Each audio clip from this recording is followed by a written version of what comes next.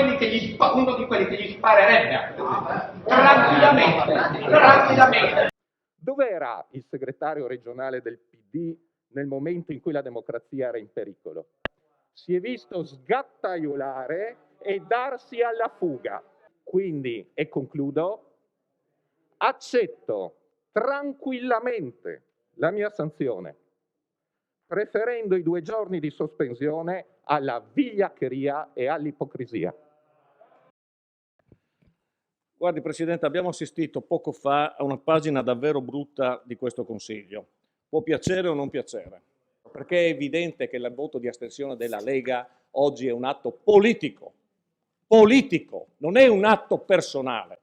E l'astensione del voto della Lega è evidente che è come Ponzio Pilato, si lava le mani rispetto a quanto dichiarato in quest'Aula da un suo componente del gruppo.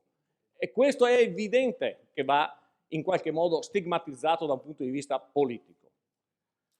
Ritengo che quello che davvero è successo in aula, con le affermazioni del collega Caligaris, che da un lato si scusa, ma dall'altro sposta totalmente il dibattito su un qualcosa che non c'entra nulla rispetto a quello che è successo in quest'Aula, dà con grande evidenza la rappresentazione di quanto sta succedendo. La presa d'atto del voto del gruppo consiliare della Lega che non condanna in alcun modo quanto fatto da un suo consigliere.